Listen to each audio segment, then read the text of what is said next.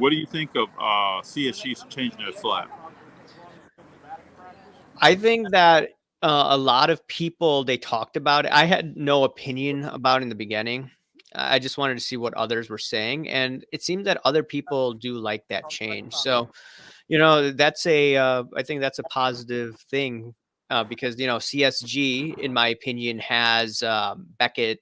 I mean, has a few Beckett individuals from the past They do. that were graders, and there were, I think, good graders, and because of that, I think that's good for the hobby. And I'm just looking at, okay, if I find maybe down the road a high end CSG slab, maybe you could crack that and then send it to PSA for a crossover. What people used to do, with the BGS 9.5, send to PSA. Yep. I think there is some good arbitrage opportunities with that down the road, when I'm going to be a little more aggressive. Yeah, it seems like to me, I've talked to a few people where they really like the slab change, the way it looks. They also like the recalibration on the numeric numbers that are on the card. We'll see how this plays out. I think it might be a very positive play for CSG. Yeah. I see one comment. He says, do I have a CSG in hand? I do have a CSG in hand, but it's not a black label or whatever. Yeah. This is the old label. Yeah. And this is like a cheap card, like under $10 or something like that.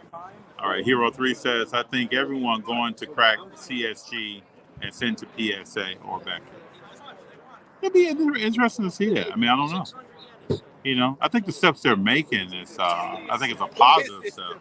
But everything's about how many cards are generated, sitting, and then how the market values those slabs. Like we were at Del Mar this weekend. There's a company called Rare who does slabs, and they do slabs for $29 and up.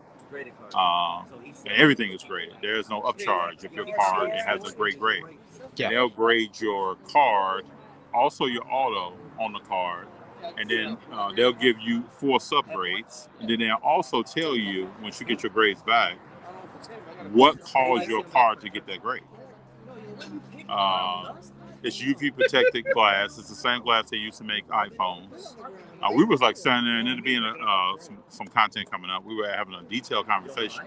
At the end of the day, though, it's about you can drop these slabs in water. They're waterproof. How would a hobby accept those slabs? What would be the market values of the cards that are graded in them? And like CSG, right? And there are several other companies. I always say, I've never seen a $50,000 card in CSG. So the market. I think there's a LeBron card, maybe. Yeah. So the market that was in the beginning when it came out. And the vendors here that I know that use CSG grade some of their own cards with it, or they're using it to turn because of the return days are shorter than some other companies. So they're using that to really turn cards, get them on tables, and get them sold. So it'll be interesting to see like what Rare and some other companies 6 months from now, because 6 months could be a long time, a year from now, how those slabs looked at in the marketplace. For sure. But the slab looked great, felt good in your hand, round corners. I mean, it just looked fabulous. And the cool thing about it is when you get your card back, it's in a bag, right? Sealed bag. So you're ripping your slab just like you would a pack, which brings that next level of excitement. And Glorious P, CSG about to take over second place in the hobby. Hey, I don't think anyone can rule out that in the next year to year and a half, you don't know how this may change.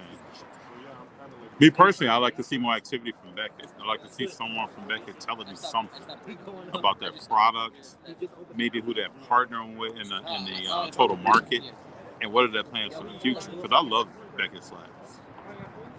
Yeah, I want to take a chance on CSG. I agree with Inglorious P that CSG has room to run. I think they do. I agree. And that's what we were talking about at the Mint when we saw the slab change. We were able to talk to someone. Yeah. I agree that they have room right there. CSG has about as good of a chance to make it as the Cubs to the MLB playoffs. No chance. I don't know about that, Shane. I don't know if I agree with that. I think they have viable source. There are a lot of people at the Mint submitting cards. When I go to shows, I see a lot of CSG on tables. So, Shane, I want you to tell me, what do you see when you go out? Because, I mean, G walks with me all the time. You can say, We see CSG all the time. So people are submitting cars, and they're holding value. Even if you look at eBay, there are CSG cars that are being sold that are comparable to some of these other grading companies. So that's just my thoughts. As Charles Barkley or Mr. T would say, no chance.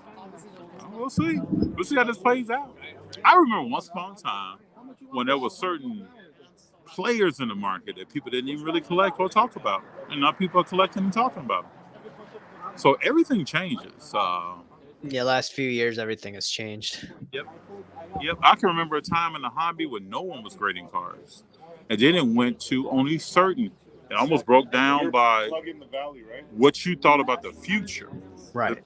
Despite your age, Yeah. how you believed in the future, if you were going to grade or not. I remember when BGS carried more value in the marketplace than PSA. Yeah, the BGS 10 was what, not BGS 10, but like a 9.5 was the same as a PSA 10. That's right. Now And it's that was what? at the beginning of the pandemic. Now it's what, 30%? That's right. That's at least crazy. 30%. Yep. That's insane. So my suggestion would be to keep your mind open and adapt as the market adapts, because it will adapt. Yeah. What's your input on this new grading company and their slab rare edition? We just talked about that a little bit. We're going to have a person from Rare in an episode that's coming up that we just filmed at the Delmar show by the Union Marketplace, where they go through their whole slab process, what their slabs are made of, how they're waterproof. They'll also tell you some information on why your car got a certain grade. So if you got a 9.5, if you were looking for a 10, whatever it may be, they'll let you know, was it the corner, was it the surface? Almost like comic book grading, where they'll tell you where your comic book, if you pay for that service, let's say, Yeah, where your comic book kind of fell short. I'm skeptical on new companies grading. I mean, look at what happened with HGA. I mean, CSG is a little different because they have BGS employees and they have, large people funding it. So I think that's a little different than, HGA. And I think the gentleman told me they brought some graders that came over from a large grading company. But time will tell. There's going to be, I think, companies that come and maybe some companies that go.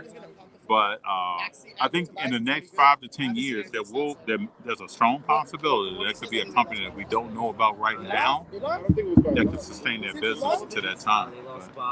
They could. I'm with you it's on going to that, be challenging, though.